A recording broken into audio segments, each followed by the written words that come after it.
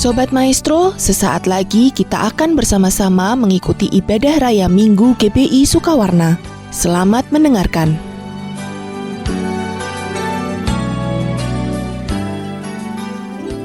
Mari kita angkat sebuah pujian, saudara. Oh, mulianya hadirat kami baitmu, memujamu, diberkati Kau Tuhan dengan pujian kami dalam dekapan hadirat-Mu, memenuhi tempat ini. Lagi kita katakan, oh mulianya hadirat-Mu, kami baitmu, memujamu, diberkati Kau Tuhan dengan pujian kami dalam dekapan hadirat-Mu, memenuhi tempat ini. Terakhir katakan, diberkati, diberkati Kau Tuhan, amin, dengan pujian kami dalam dekapan hadirat-Mu,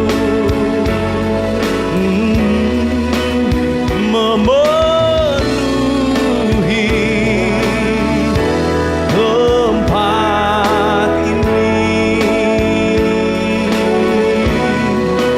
memenuhi hati kami, memenuhi tempat ini. Amin. Shalom saudara semua, senang rasanya bisa kembali memberitakan firman Tuhan dalam ibadah online GBI Sukawarna. Dan hari ini kita akan sama-sama belajar mengenai satu topik firman Tuhan yang saya beri judul adalah jawaban palsu. Jawaban palsu. Apa maksudnya? Dalam hidup kita ini sedang menanti. Kita pasti sedang menanti, ada yang sedang menanti promosi, menanti jawaban atas pergumulan, menanti kesembuhan, menanti kapan punya jodoh, menanti kapan punya anak, menanti. Banyak kita sedang menanti jawaban Tuhan.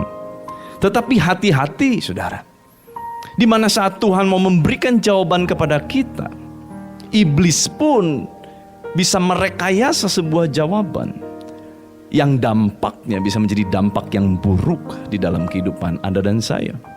Maka dari itu kita perlu jeli melihat mana yang merupakan jawaban Tuhan dan mana yang bukan jawaban Tuhan.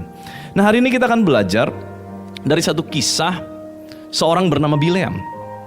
Kita tahu Bileam adalah nabi yang menyembah Allah Yehova, yang menyembah Allah Israel. Tetapi malang sekali, naas sekali. Kenapa? Justru Bileam dipakai menjadi alat iblis melalui Raja Balak, akhirnya membawa kehancuran, kejatuhan bagi orang Israel.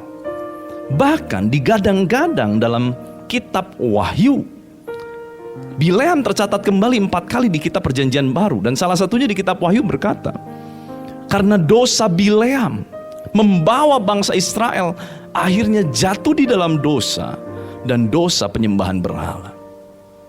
Mengerikan sekali. Nah ternyata saudara, ada satu hal yang menarik yang tiba-tiba membuka pikiran saya waktu saya membaca kisah Bileam di kitab Bilangan pasal 22 ayat 39. Bilangan 22 ayat 39 dikatakan, lalu pergilah Bileam bersama-sama dengan Balak dan sampailah mereka ke Kiryat Huzot. Saudara, saat itu Bileam menjadi penasehat Balak untuk menghancurkan orang-orang Israel yang adalah umat pilihan Tuhan. Umat Israel ini melambangkan Anda dan saya, orang-orang pilihan Tuhan. Dan menarik sekali kata Kiryat Huzot punya arti adalah kota yang terdiri dari banyak jalan. Nah tiba-tiba waktu saya baca ini, kota yang terdiri dari banyak jalan, tiba-tiba Roh Kudus membukakan sesuatu di mana iblis dapat membuka banyak jalan yang nampaknya seperti jalannya Tuhan di dalam kehidupan kita. Nah waktu kita nggak jeli melihat jalan ini, apakah ini jalan Tuhan atau bukan, waktu kita nggak jeli, bahaya saudara. Kita bisa jatuh di dalam lubang jebakan yang dibuat oleh iblis untuk menghancurkan anak-anak Tuhan, untuk tidak ada di dalam rencana Tuhan.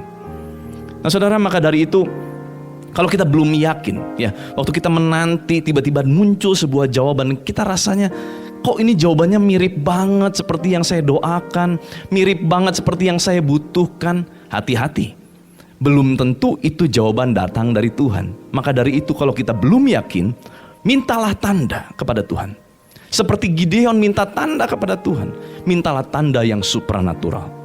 Tetapi saudara, waktu saudara minta tanda, hati-hati, jangan juga engkau meminta tanda yang mencobai Tuhan. Mintalah hikmat sama Tuhan supaya waktu engkau minta tanda yang supranatural, biarlah tanda itu adalah tanda yang tidak mencobai Tuhan, tanda yang tidak melanggar otoritas atau kebenaran Allah. Mari kita lihat ada beberapa poin yang dapat menjadi tipu muslihat iblis dalam memberikan jawaban kepada kehidupan kita, seolah-olah jawaban itu adalah jawaban yang kita nanti-nantikan. Yang pertama adalah Bukit Baal. Bilangan pasal 22 ayat 41. Keesokan harinya Balak mengambil Bileam dan membawa dia mendaki Bukit Baal. Dari situ dilihatnya lah bagian yang paling ujung dari bangsa Israel, Bukit Baal. Nah saudara, bahasa asli dari Bukit Baal adalah tempat yang tinggi. Nah salah satu cara iblis membuat jawaban palsu dalam kehidupan kita adalah dengan memberikan tempat tinggi dalam kehidupan kita. Supaya apa? Supaya kita nanti jatuh.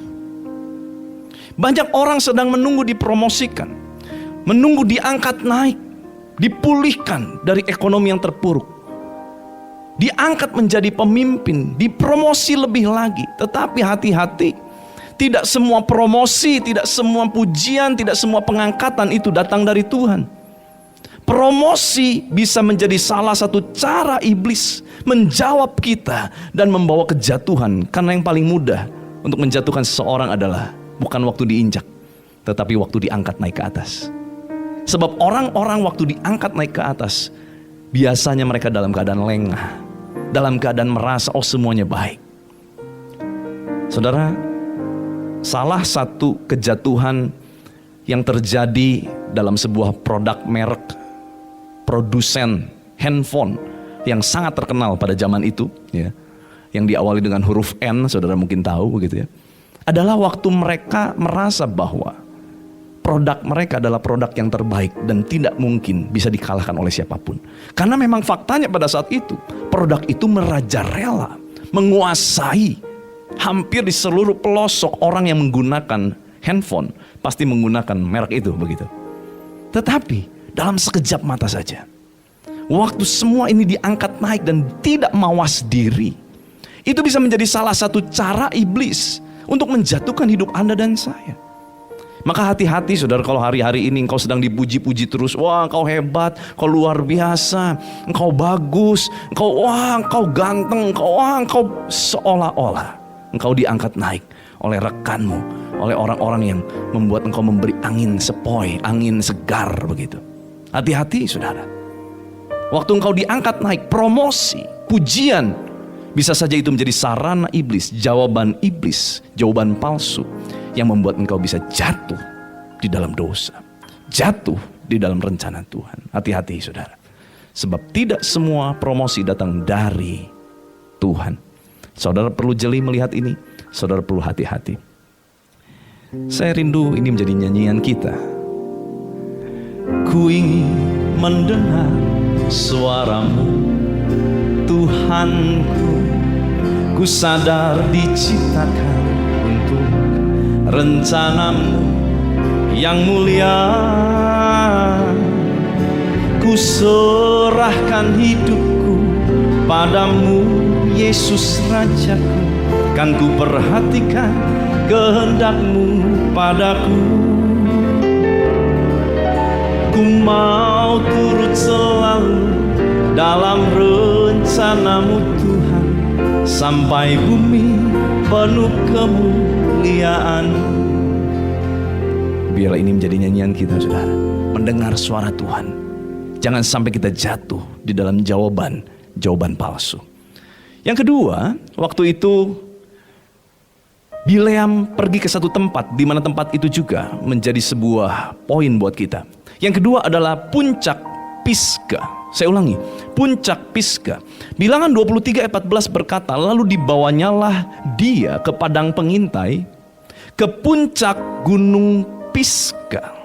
Nah saudara, kata puncak gunung Pisga itu artinya adalah celah, cleft. Ada jawaban-jawaban yang sebenarnya mendatangkan celah di dalam kehidupan kita. Hati-hati. Iblis bisa mendatangkan jawaban-jawaban palsu yang pada akhirnya itu mendatangkan celah dalam kehidupan kita. Sebab kita tahu iblis ini seperti singa mengaum-ngaum, menunggu siapa yang dapat dia terkam. Berarti dia tunggu seseorang yang percaya kepada Tuhan sungguh-sungguh ini buka celah. Celah sekecil apapun itu tidak mungkin disia-siakan oleh iblis. Dia akan langsung masuk menggerogoti hidupmu tanpa engkau sadar. Hati-hati dengan celah saudara. Mungkin hari ini engkau sedang bermasalah di dalam urusan pajak. Lalu seseorang menawarkan kepada Anda, udah mau enggak? Ada orang yang bisa tolong Anda dengan cara-cara kotor. Tetapi seolah-olah cara itu menjadi jawaban yang engkau butuhkan. Sedangkan cara yang benar ini, engkau tahu jalannya masih panjang. Masih banyak hal yang harus engkau lalui. Tetapi seolah-olah engkau ditawarkan oleh seseorang. Tiba-tiba ini menjadi sebuah jawaban instan yang seolah-olah dapat menolong kita. Tetapi hati-hati saudara. Mungkin waktu engkau ikut dengan cara-cara kotor itu, mungkin hari ini, besok, lusa, masalahmu selesai. Dalam waktu instan, dalam waktu dekat masalahmu selesai. Tetapi celah yang kau buka dengan cara yang kotor itu membuat iblis masuk dan tanpa disadari dia akan memporak-porandakan hidupmu. Dan kau hari ini mungkin selamat, tetapi untuk jangka panjang itu akan menjadi sumber masalah baru, bahkan masalah yang lebih berat, lebih besar dalam kehidupanmu. Hati-hati saudara. Hati-hati. Saya sangat mengasihi saudara. Saya tidak mau saudara jatuh di dalam celah jawaban-jawaban palsu yang dibawa oleh iblis untuk mendatangkan celah di dalam kehidupan setiap kita. Mungkin hari ini kalau kita ikuti jalan iblis ini, jalan palsu ini, jawaban palsu ini, seolah-olah masalah kita hari ini juga selesai, tuntas, dan kita seolah-olah punya rasa tenang. Tapi percayalah, ketenanganmu itu satu kali, itu adalah ketenangan palsu yang dapat membawa masalah-masalah baru yang jauh lebih besar. Hati-hati saudara. Jangan anggap sepele celah kecil yang kita buka. Ini kan cuma dusta biasa. Ini kan cuman semua orang juga melakukannya. Oh, semua orang pasti maklum. Toh orang lain juga, bahkan dia juga orang Kristen sungguh-sungguh, dia melakukannya. Saudara jangan tergiur melihat gaya hidup orang lain yang saudara cuma nampak dari luar, yang saudara tidak tahu dalamnya. Tetapi biarlah hidup kita terus berpegang kepada firman Tuhan, berpegang kepada kebenaran firman Tuhan. Nah saudara, yang ketiga adalah puncak peor. Puncak peor. Bilangan pasal 23 ayat yang ke-28. Lalu Balak membawa Bileam ke puncak gunung Peor yang menghadap padang belantara. Saudara, kata puncak menggunakan kata rosh dalam bahasa Ibrani yang artinya juga kepala. Nah saudara, kepala ini adalah bagian terpenting dalam tubuh manusia. Kepala ini adalah sarana di mana di dalam kepala kita ada otak kita yang memberikan pimpinan, yang mengatur, mengontrol. Nah kepala ini seperti lambang pemimpin. Nah waktu dikatakan pemimpinnya digoyah, saudara, ini akan menjadi bahaya kepada seluruh tubuh. Karena seluruh tubuh ini diatur oleh kepala, diatur oleh otak yang ada di dalam kepala kita. Dan cara iblis terakhir menjatuhkan anak-anak Tuhan adalah dengan memasukkan roh pemecah belah. Kata peor itu artinya adalah pemecah belah. Pemecah belah, roh-roh pemecah belah ini akan mulai masuk ke dalam para pemimpin. Pemimpin di dalam gereja, pemimpin di dalam perusahaan, pemimpin di dalam rumah tangga. Ayah, orang tua, dibuat bentrok, dibuat ribut. Komunikasi terputus, kehancuran mulai datang, anak-anak semua dalam keadaan yang berantakan karena pemimpinnya dihancurkan. Saudara, cara iblis untuk menghancurkan, memberi jawaban palsu, dia akan mulai menyerang kepala-kepala yang ada. Hati-hati saudara. Kalau engkau adalah pemimpin di dalam perusahaan, pemimpin di dalam tempat kerjamu, pemimpin bagi rumah tanggamu, engkau orang tua, hati-hati. Sangat rentan hari-hari ini pemimpin dihajar oleh iblis. Jangan berpikir bahwa kita hamba Tuhan, kita akan luput dari kejaran iblis. Justru hamba-hamba Tuhan banyak yang lagi dikejar-kejar supaya iblis pengen hamba-hamba Tuhan jatuh. Para pemimpin, iblis pengen para pemimpin jatuh. Mungkin kau juga adalah pemimpin di dalam pemerintahan. Hati-hati saudara, hati-hati sekali. Karena hari-hari ini kalau kita tidak peka mendengar suara Tuhan, iblis akan datang membawa roh pemecah belah di dalam kehidupan kita, dalam bisnis, dalam apa yang kita kerjakan, dan itu membuat hancur. Puncak gunung Peor menghadap padang belantara. Padang belantara dalam bahasa aslinya adalah a desolation place, tempat tandus. Saudara juga kita perlu sama-sama perhatikan. Kalau kekristenan kita hari-hari ini mulai merasa tandus, ada ketandusan yang mulai masuk di dalam kehidupan kekristenan kita, rohani kita mulai tandus, hati-hati. Survei membuktikan saudara, hari-hari ini orang-orang mulai mengalami kebosanan dengan ibadah online. Orang-orang mulai biasa dengan ibadah online. Orang-orang mulai menganggap biasa ibadah online. Sehingga apa? Sehingga tidak ada lagi persiapan yang khusus. Ya, sambil tidur-tiduran di kamar begitu ya. Kita sambil nonton ibadah. Atau mungkin kita banyak skip. Ya, ini kurang cocok sama saya skip. Ya, ini bertele-tele, dia gak tahu ngomong apa, di skip. Ya, musiknya kurang angkat, di skip. Hati-hati saudara. Jangan-jangan peristiwa engkau men-skip itu, di mana dirimu sebetulnya sudah mulai kering rohani. Dan sebetulnya engkau sudah tidak rindu untuk beribadah. Tetapi ibadah itu hanya dijadikan sebuah ritual agama Kristen buat kita. Ya, yang penting kalau ditanya orang udah ibadah belum, udah. Tetapi sebetulnya waktu kita ibadah kita gak dapat apa-apa. Roh kita mulai tandus, hati kita mulai kering, kerinduan akan Tuhan mulai hilang. Hati-hati saudara. Saat itu terjadi, iblis akan mulai masuk. Iblis akan mulai ambil keuntungan di dalam hal-hal tersebut. Mari jaga baik-baik diri kita. Jaga hati kita sungguh-sungguh dengan segala kewaspadaan, supaya dari situlah terpancar kehidupan. Ayo saudara, semangat lagi, bangkit lagi. Jangan kasih kendor saudara. Terus beribadah, sebab latihan badani berguna hanya untuk kehidupan sementara ini, tetapi latihan ibadah berguna untuk kehidupan yang akan datang, kehidupan kekal di sorga nanti. Ayo, terus beribadah, terus kejar, masukkan terus hal-hal rohani yang baik, kesaksian-kesaksian dari orang yang disembuhkan, kesaksian orang yang dipulihkan. Terus dengarkan firman Tuhan, terus dengarkan, baca firman, hidup di dalam kehidupan doa. Itu penting buat kita saudara. Dan hari-hari ini kita harus lebih lagi sungguh-sungguh sama Tuhan, sebab kedatangan Tuhan sudah semakin singkat. Persiapkan diri kita, sebab Tuhan datang bisa kapan saja menjemput kita. Jangan sampai dalam keadaan kita tertidur ataupun lengah. Izinkan saya menutup dengan kesaksian dari almarhum papa saya saudara, Bapak Pendeta David Cakra Wisaksana. Dia bercerita sama saya. Saudara mungkin tahu ada satu lagu yang dia ciptakan yang berjudul Mataku Tertuju Padamu. Mataku tertuju padamu. Saudara tahu lagu ini ya? Nah, saudara tahu gak sebetulnya lagu ini tuh adalah lagu jawaban doa atas pergumulan hidup beliau. Jadi ceritanya saat itu dia sedang menanti sebuah jawaban. Dia berdoa, kapan Tuhan akan pulihkan bisnisku? Kapan Tuhan akan pulihkan ekonomiku? Dan pada saat itu dia bergumul, dia berdoa. Dan sekitar di tahun 87-an saudara gitu ya. Waktu dia terus berdoa.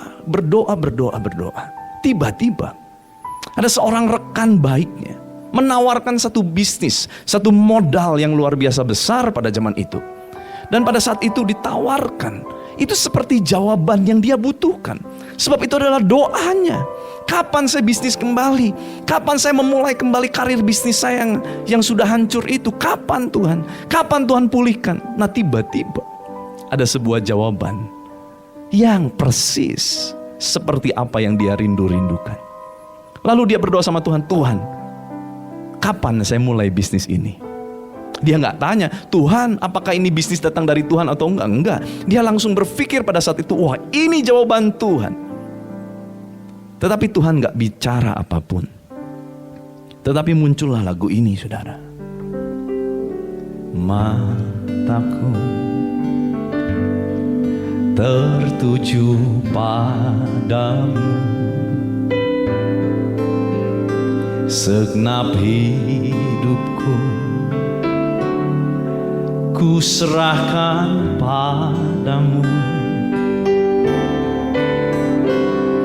Bimbing aku masuk rencanamu, untuk membesarkan kerajaanmu. Dia terus berdoa, tanya lagi, Tuhan kapan saya mulai bisnis saya? Tetapi lagu ini lagi yang muncul, liriknya kembali muncul. Mata yang tertuju hanya kepada rencana Tuhan. Di satu titik dia sadar, ternyata rencana Tuhan berbeda dengan kehendak dia. Jawaban Tuhan ternyata berbeda dengan apa yang menjadi kerinduan dia selama ini. Ini adalah lagu panggilan untuk dia menjadi hamba Tuhan sepenuh waktu, melayani Tuhan. Dan kita tahu kisahnya saudara. Sampai akhir dia menutup mata. Dia menjaga imannya. Dia menjadi seorang hamba Tuhan, bukan seorang bisnismen. Saudara, mungkin saja akan ada jawaban-jawaban yang persis seperti apa yang kita inginkan, persis seperti apa yang kita harapkan, dambakan.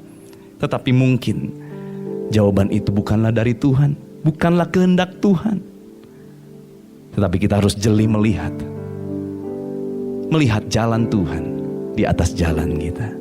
Tunduk kepada rencana Tuhan di atas kehendak pribadi kita. Mari kita tutup ibadah kita. Kita angkat pujian ini sekali lagi. Mataku tertuju padamu.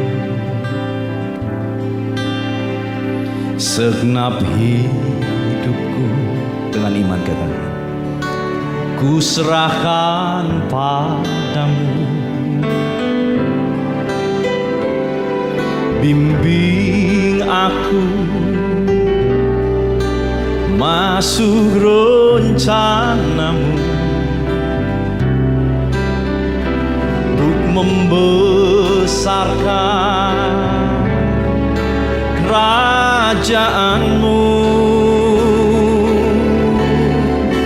Ku mau mengikuti kehendak-Mu ya Bapa. Ku mau selalu menyenangkan hati-Mu. Lagi katakan, ku mau mengikuti kehendak-Mu ya Bapa. Ku mau selalu menyenangkan hati-Mu. Ku mau selalu Tuhan, ku mau selalu menyenangkan hati-Mu. Terakhir katakan, ku mau selalu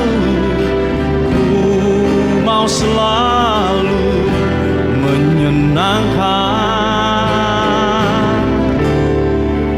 hati-Mu. Terima kasih Tuhan, hamba-Mu selesai menyampaikan apa yang menjadi isi hati-Mu.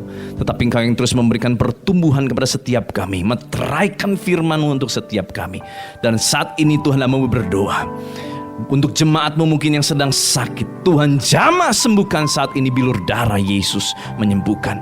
Bagi mereka yang sedang lemah, mereka yang putus asa, hilang pengharapan, biar saat ini mengalir kuasa pengharapan dari tempat yang maha tinggi, menjamah setiap jemaat-Mu yang sedang menyaksikan tayangan ini. Juga mereka yang mungkin sedang terpuruk, mereka yang kehilangan pekerjaan, Tuhan curahkan hikmat-Mu dari sorga-Mu untuk membuka pintu-pintu yang tertutup, bahkan menjadikan anak-anak-Mu ini adalah orang-orang yang excellent, orang-orang yang berbeda dari kebanyakan. Jadi orang-orang yang dicari oleh banyak orang, karena ada nama Tuhan yang menyertai hidup mereka. Ada hikmat Tuhan, ada marifat Tuhan menyertai hidup mereka. Pulihkan setiap hubungan keluarga yang hancur. Tuhan jamah hubungan antara suami istri, orang tua anak, mertua menantu. Semua dipulihkan oleh darah Yesus Kristus. Terima kasih Bapa. Kami serahkan semuanya di dalam tangan-Mu, dan meterainya adalah darah Yesus Kristus sendiri. Kembalikan segala pujian, hormat, syukur hanya bagi nama Kristus Yesus Tuhan. Dan biar kuasa kehidupan, kuasa kebangkitan Kristus mengalir memerintah atas kami.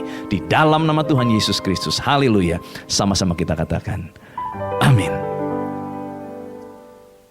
Angkat tangan saudara, terima berkat Tuhan. Pulanglah dengan berkat Tuhan. Kasih karunia yang berlimpah-limpah daripada Allah Bapa di dalam Anak yang tunggal Yesus Kristus. Persekutuan yang manis dengan Roh Kudus menyertai saudara sekalian mulai hari ini sampai terus datang menjemput kita di awan-awan dan bahkan sampai selama-lamanya. Yang percaya bersama-sama katakan amin. Sobat Maestro, Anda baru saja mengikuti ibadah raya Minggu GBI Sukawarna. Terima kasih atas kebersamaan Anda. Selamat hari Minggu dan Tuhan Yesus memberkati.